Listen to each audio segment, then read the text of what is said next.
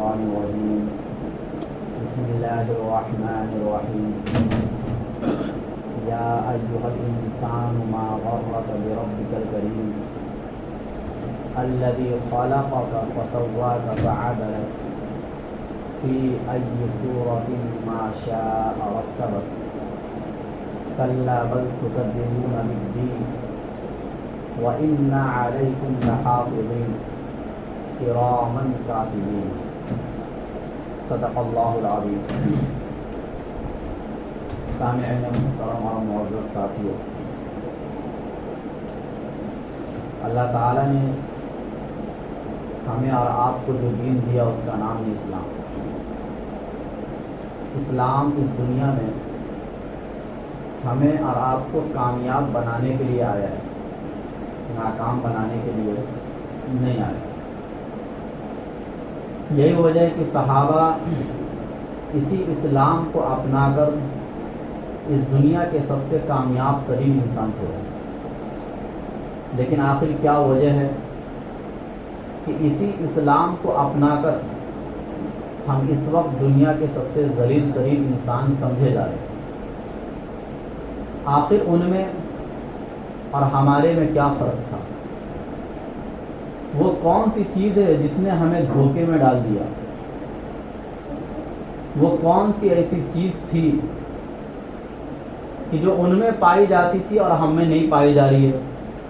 حالانکہ جس قرآن کی وہ تلاوت کرتے تھے اسی قرآن کی ہم بھی تلاوت کر رہے ہیں. جن احادیث مبارکہ کو وہ پڑھا کرتے تھے ان احادیث مبارکہ کو ہم بھی پڑھتے ہیں.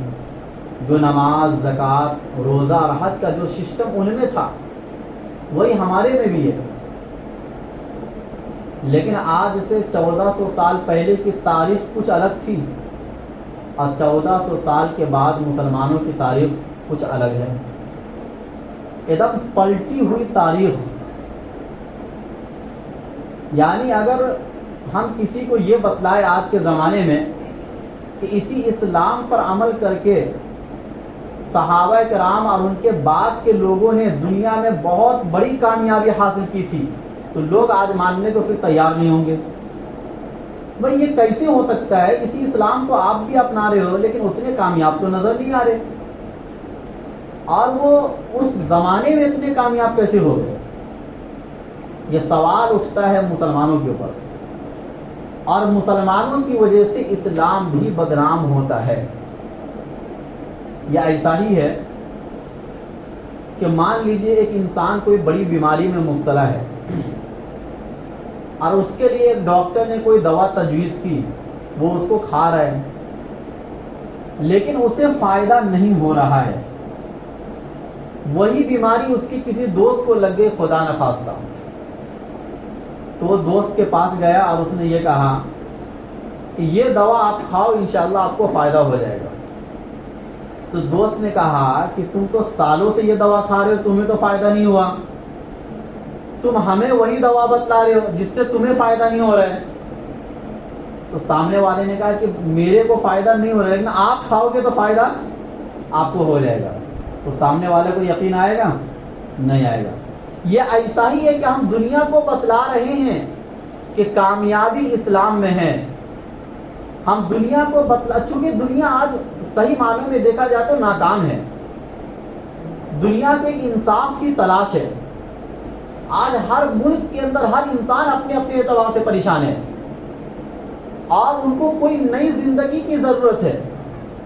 ایسی چیز کی ضرورت ہے جو اس کے دلوں کو سکون پہنچائے، لیکن وہ دوا ان کو نہیں مل پا رہی ہے.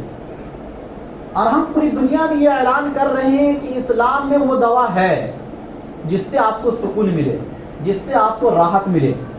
لیکن سامنے والا جب دیکھتا ہے کہ یہ اسلام تو مسلمانوں کو آج تک کامیاب نہیں کر سکا، ہمیں کیسے کامیاب کرے گا؟ ایسا تو نہیں کہ یہ اسلام اپنانے کے بعد جو ہماری لائف سٹائل ہے، جو اچھی زندگی ہے، یہ اور ذلت میں چلی جائے. دنیا کو یہ ڈر لگ رہا ہے.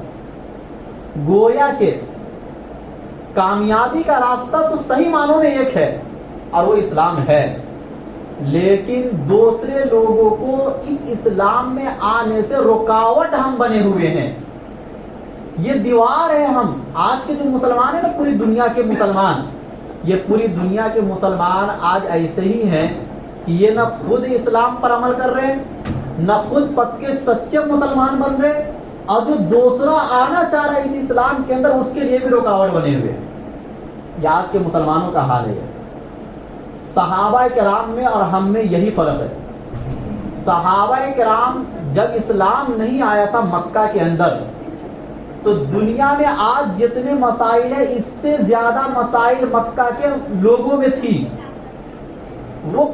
وہ لڑائی کرنا تو جانتے تھے لیکن آپس میں صلح کرنا نہیں جانتے تھے۔ وہ شراب کی دعوتیں دیا کرتے تھے، وہ خانہ کعبہ کا طواف ننگے کیا کرتے تھے، اس سے بڑھ کر کیا ہو سکتا ہے؟ وہ بیٹیوں کو زندہ قبر میں ڈال دیا کرتے تھے۔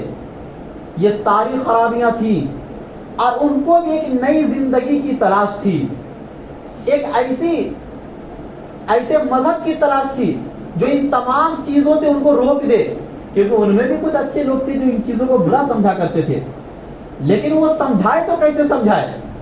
آج سے زیادہ مسائل ان لوگوں کے تھے، لیکن جب اللہ کے نبی صلی اللہ علیہ وسلم جو دین ان کے سامنے پیش کیا اور یہ کہا کہ تم صرف میرے پیچھے پیچھے چلو، تمہارے یہ جتنے مسائل ہیں ایک ایک کر کے سوال ہو جائیں گے۔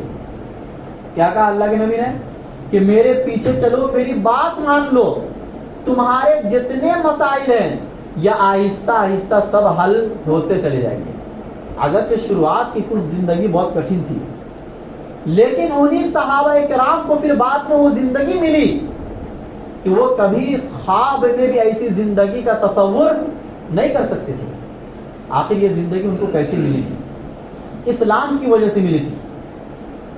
اور جب ان کے مسائل حل ہوتے چلے گئے، جب دنیا ان پر حکمرانی کرنا بھی نہیں چاہتی تھی عرب والوں پر، بعد میں دنیا والوں نے یہ دیکھا کہ عرب کے لوگ دوسرے لوگوں کو حکمرانی کرنے لگ گئے، ان کو بادشاہت مل گئی، تو اب دنیا نے تلاش کرنا شروع کر دیا کہ آخر اب ان میں کون سی ایسی چیز آ گئی جس کی وجہ سے اب یہ پوری دنیا کے بادشاہ بن گئے۔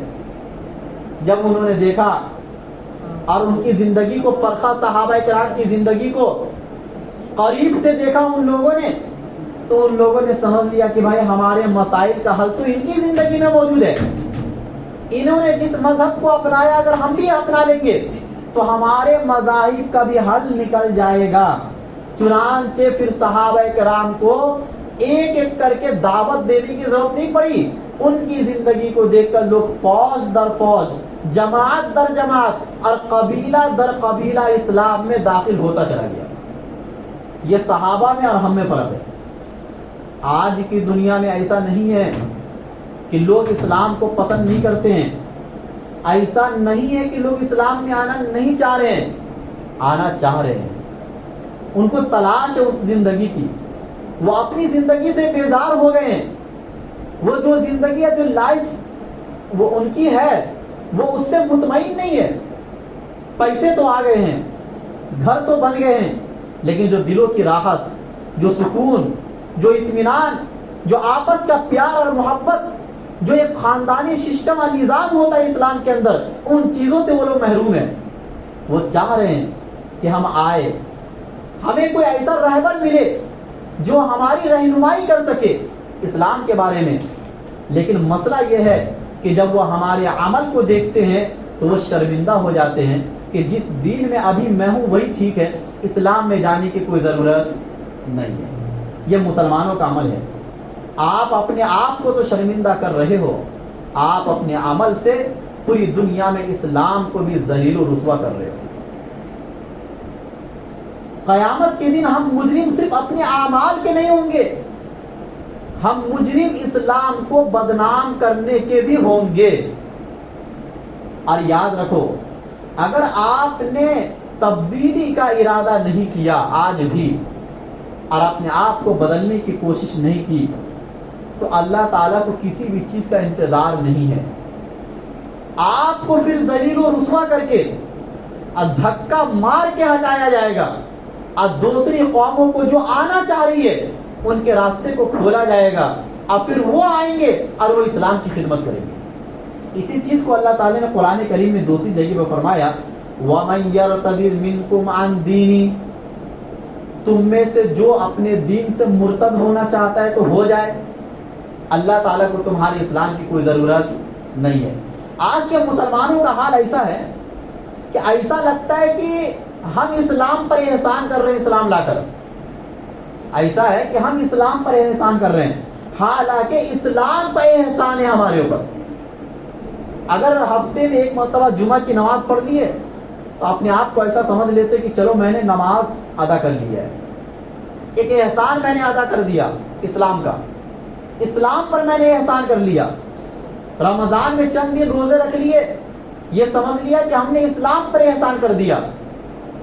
شادی بیاہ کے اندر سارے خرافات ہو رہے ہیں، صرف نکاح پڑھوا لیا ایک عالم کے ذریعے سے، ایک سنت، بس وہی ایک سنت رہ گئی جو ادا ہو جاتی ہے۔ آپ نے یہ سمجھ لیا کہ ہم نے اسلام پر احسان کر دیا۔ یہی تو طریقہ ہے آج کے مسلمانوں کا۔ اگر یہی طریقہ چلتا رہا تو یہ آہستہ آہستہ آپ کو ارتداد کی طرف لے کے جائے گا، آہستہ آہستہ آپ کو اسلام سے نکال دے گا۔ پھر وہ زمانہ بھی آئے گا کہ اللہ کے نبی نے فرمایا لوگ صبح مومن ہوں گے اور شام میں کافر ہو جائیں گے، اور کوئی شام میں کافر ہوگا صبح میں مومن ہو جائے گا۔ مطلب دوسرے لوگ اسلام میں آئیں گے اور ہم اسلام سے باہر جائیں گے، اس لیے کہ ہم دیوار بنے ہوئے ہیں، ہم رکاوٹ بنے ہوئے ہیں۔ یہ رکاوٹ اللہ کب تک برداشت کرے گا؟ اسلام میں دوسرے لوگ آنا چاہ رہے ہیں اور ان کی تعداد ہم سے زیادہ ہے، جو آنے والے ہیں ان کی تعداد ہم سے زیادہ ہے۔ ہونا یہ چاہیے تھا کہ ہم ان مہمانوں کا استقبال کرتے، ہم اپنے اعمال کو صحیح کرتے اور ان کے ساتھ مل جل کر اسلام کی اور ترقی کے لیے ہم کام کرتے، لیکن اس کے لیے ہم تیار نہیں ہیں۔ ہم مہمانوں کا استقبال کرنے کے لیے تیار نہیں ہیں۔ ہم اپنے اعمال سے اس لیول پر پہنچ چکے ہیں، اس نتیجے پر آہستہ آہستہ جا رہے ہیں کہ بس اللہ تعالی ہمیں اب ختم کرے گا اور دوسرے لوگوں کو اللہ ہماری جگہ پر لائے گا۔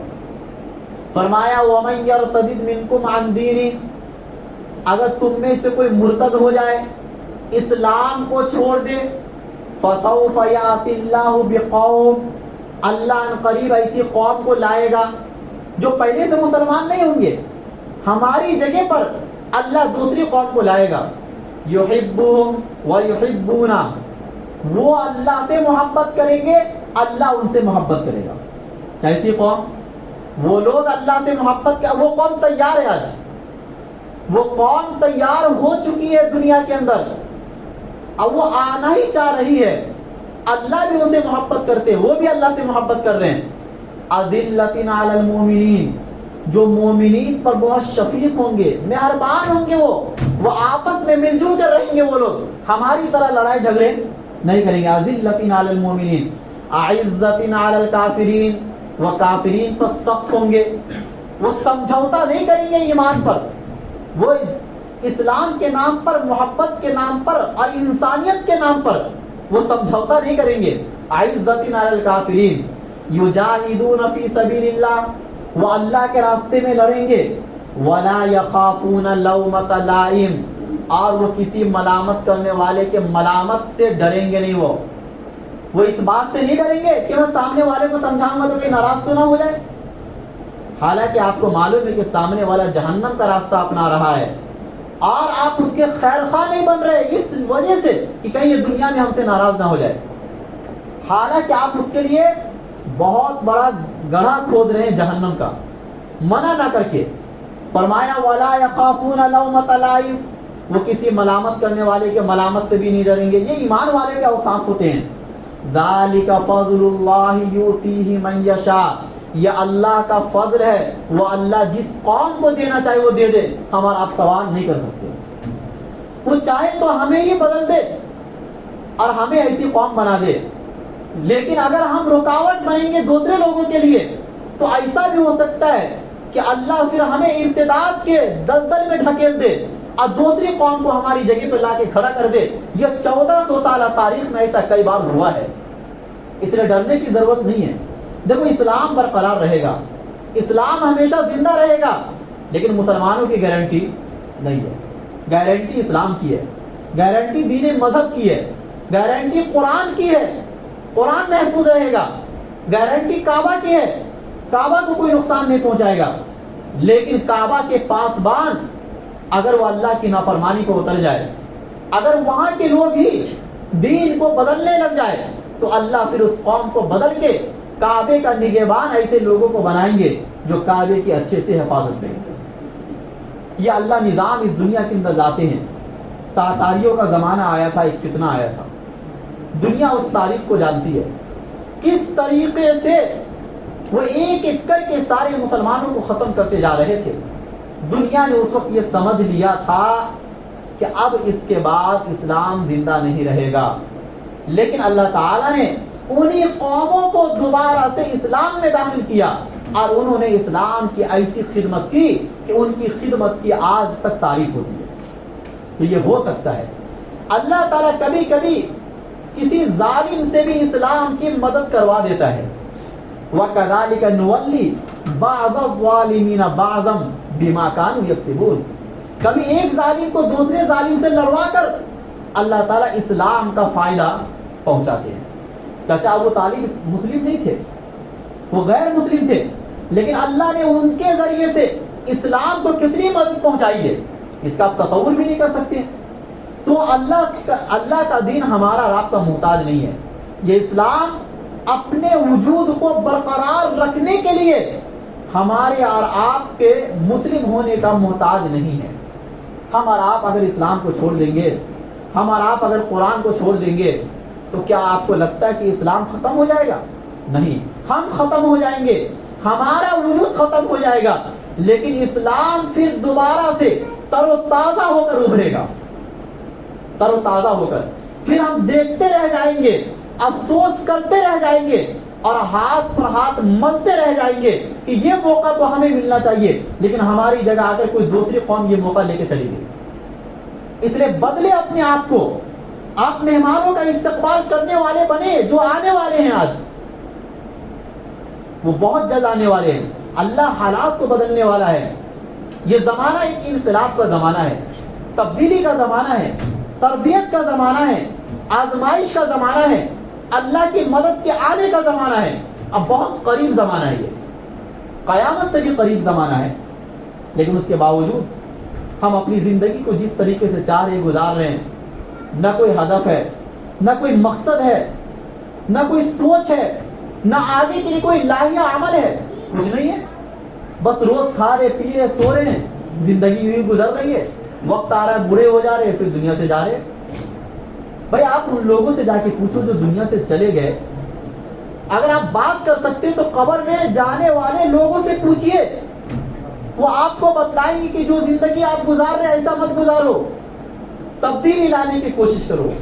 اسی چیز کو اللہ تعالیٰ نے قرآن کریم میں اس آیت میں فرمایا جس کی میں نے تلاوت کی، یا ایھا الانسان، اے انسان، ما غرک بربک الکریم، تمہیں کس چیز نے دھوکے میں ڈال دیا اپنے کریم پروردگار سے؟ کون سی ایسی چیز تم نے دیکھ لی کہ تم اللہ کو بھول گئے اور غفلت والی زندگی گزارنے لگ گئے، حالانکہ جو پروردگار تمہارا ہے وہ تو کریم ہے، وہ تو شفیق ہے، وہ تو مہربان ہے، وہ تو رحمان اور رحیم ہے۔ ایسا تو نہیں کہ ان کی مہربانی کا، ان کے احسان کا، ان کی نرمی کا آپ غلط فائدہ اٹھا رہے ہیں؟ کہیں ایسا تو نہیں؟ آپ اپنی زندگی میں تھوڑا اس چیز کے اوپر غور و فکر کیجئے کہ اللہ رحمان رحیم ہے، اگرچہ اللہ جبار ہے، قہار بھی ہے، لیکن اللہ کی رحمت اللہ کے غضب پر غالب ہے، یہ بات ہم اور آپ جانتے ہیں۔ کہیں ایسا تو نہیں کہ اسی رحمت سے فائدہ اٹھا کر، حالانکہ ہونا یہ چاہیے کہ اس رحمت کا تقاضا، ان کی مہربانی کا تقاضا یہ ہونا چاہیے کہ ہم ان کے احسان مند ہوتے، ہم ان کے شکر گزار بنتے ہم ان کی عبادتوں میں زندگی گزارتے، لیکن نتیجہ پلٹ گیا، ہمارا مقصد بدل گیا، ہم ان کی نرمی سے فائدہ اٹھا کر ہم نے اپنی زندگی کو کافروں کی زندگی پر ڈھکیل دیا ہے، منافقانہ زندگی گزار رہے ہیں، اللہ کی نافرمانی والی زندگی گزار رہے ہیں۔ اللہ تعالیٰ نے اسی چیز کو فرمایا کہ دنیا میں میں تو کریم ہوں، رحمان و رحیم ہوں، لیکن اس دنیا سے جانے کے بعد میرے رحمان اور رحیم سے تم فائدہ نہیں اٹھا پاؤ گے۔ پھر اس وقت میرا جبار اب قہار والی جو صفت ہے یہ غالب ہو جائے گی تمہارے اوپر۔ یا ایھا الانسان ما غرک، تمہیں کس چیز، تھوڑا اللہ کا پیار بھرا انداز تو دیکھیے اس آیت کے اندر، کتنے پیار سے اللہ آپ سے پکار رہے ہیں۔ یا ایھا، سارے انسان سے خطاب ہے یہاں پر، صرف ایمان والوں سے نہیں ہے۔ یا ایھا الانسان ما غرک، تمہیں کس چیز نے دھوکے میں ڈال دیا ہے اپنے کریم، مہربان، شفیق اور محبت کرنے والے پروردگار سے۔ یہ ایسا ہی ہے، ایک باپ نے اپنی پوری زندگی تمہارے پیچھے کھپا دی اور آخر میں تم کسی لڑکی کے محبت میں پھنس گئے اور اس کے دھوکے میں آ کر آپ نے اپنے ماں باپ کو چھوڑ دیا۔ یا ایسا ہی ہوا نا، آپ نے اپنے ماں باپ کو چھوڑ دیا، سامنے والا آپ کے پاس آئے گا، آپ کو سمجھائے گا بھائی آپ نے اس لڑکی میں وہ کون سی چیز دیکھ لی کہ باپ کی ساری زندگی کی محنت کو آپ نے لات مار دیا، آپ نے اس پر پانی پھیر دیا۔ کس چیز نے اپنے ماں باپ جو شفیق ہے تمہارے اوپر، مہربان ہے، وہ کس چیز نے دھوکے میں ڈال دیا آپ کو؟ اسی طریقے کا رویہ اور عمل آج کے مسلمانوں کا ہے۔ فرمایا بربک الکریم الذی خلقک فسواک فعدلک، وہ ذات، وہ کریم پروردگار جس نے سب سے پہلے تو تمہیں پیدا کیا ہے۔ تم اپنے وجود کو دیکھو، اپنے ابتدا کو دیکھو، اس پانی سے اللہ نے تمہیں اور ہمیں آپ کو پیدا کر کے دکھلایا جس سے انسانیت کا تصور مشکل ہے، ناممکن ہے۔ اس ایک کیڑے سے، اس ایک قطرے سے ایک مکمل انسان اللہ نے بنایا۔ کیسا انسان؟ سوچنے والا انسان، غور و فکر کرنے والا انسان، اور اسی طریقے سے اللہ نے اس میں دماغ بنائے جس دماغ سے آپ دنیا میں ایک ترقی حاصل کرتے ہیں۔ آپ کے دل بنائے، پھیپھڑے بنائے، آپ کے گردے بنائے۔ یہ ساری وہ چیزیں ہیں کہ لاکھوں کروڑوں روپیہ دے کر بھی آپ ان چیزوں کو نہ بنا سکتے ہو، اور ایک مرتبہ آپ کے جسم کا سسٹم اگر نظام اگر بگڑ گیا تو اس کو صحیح بھی نہیں کر سکتے ہو۔ اللہ نے یہ ساری چیز ایک چھوٹی سی جگہ میں، ماں کے پیٹ میں کس طرح ڈیزائن کیا، کتنے شفقت کے ساتھ، مہربانی کے ساتھ، محبت کے ساتھ اللہ نے اس پانی سے آپ کو تیار کیا۔ الذی خلقک، صرف تیار نہیں کیا، آپ کے جسم کو جیسا بننا چاہیے فسواک، ویسا اللہ نے بنایا۔ ایسا بھی تو ہو سکتا تھا کہ آپ کے ناک کو ہاتھی جیسا بڑا بنا دیا جاتا، آپ 2 پیر سے چلتے، آپ ہاتھ سے بھی چلتے جیسے اور جانور چلتے ہیں 4 پیر سے، ایسا بھی ہو سکتا تھا۔ آپ کے پیر کو اونٹ کی طرح لمبا بنا دیا جاتا، اور بھی لمبا، جس سے آپ کے حیات اور شکل بگڑ جاتی، اور بھی تبدیلی اللہ کر سکتے تھے، بری سی بری صورت پر اللہ پیدا کر سکتے تھے، لیکن انسان کو بہت بہترین سانچے میں اللہ نے ڈالا، ایسا بنایا۔ ایک انسان دوسرے انسان کو جب دیکھتا ہے تو اس کی محبت میں فریفتہ ہو جاتا ہے۔ یہ اللہ نے انسان کو ایسا بنایا۔ الذی خلقک فسواک فعدلک فی ای صورت ما شاء رکبک، وہ جون سی صورت میں چاہا تمہیں جوڑ جوڑ کر بنا دیا، اور پھر جب تم دنیا میں آئے، پیدا ہو گئے، اللہ نے تمہیں عقل دی، کھانے پینے والے بن گئے، آہستہ آہستہ جوان ہو گئے، تو آپ نے اپنی اوقات دکھلانا شروع کر دی۔ اللہ نے جس مقصد کے لیے بھیجا تھا اسی مقصد کو بھلا بیٹھے، اور آپ نے یہ کہا کہ کون وہ ذات ہے جو ہمیں دوبارہ زندہ کر کے دکھلائے گا، حالانکہ جس ذات نے آپ کو پہلی مرتبہ پیدا کیا، یہ پہلی مرتبہ پیدا کرنا مشکل تھا، دوبارہ زندہ کرنا کوئی مشکل کام نہیں ہے۔ فرمایا کلا بل تکذبون بالدین، دھوکے میں تمہیں کس چیز نے ڈالا ہے؟ اس چیز نے ڈالا ہے کہ تم نے قیامت کو بھلا دیا ہے، تم نے اس چیز کو بھلا دیا ہے کہ ہمیں دوبارہ اپنے پروردگار کے سامنے کھڑا ہونا ہے، اپنی زندگی کا جواب دینا ہے، اپنی کمائی کا جواب دینا ہے، اپنے ایک ایک لمحے کا جواب دینا ہے۔ اس چیز کو ہم نے اور آپ نے بھلا دیا ہے۔ لہذا آج کے سبق میں ہمیں اس چیز کا استحضار کرنا ہے، اپنے ذہن میں اس چیز کو بیٹھانا ہے کہ کب تک غفلت والی زندگی گزاریں گے، کب تک اللہ کی نافرمانی والی زندگی گزاریں گے؟ زمانہ کٹھن ہوتا جا رہا ہے، آزمائشیں بڑھتی چلی جا رہی ہے، مہنگائی کا دور ہے۔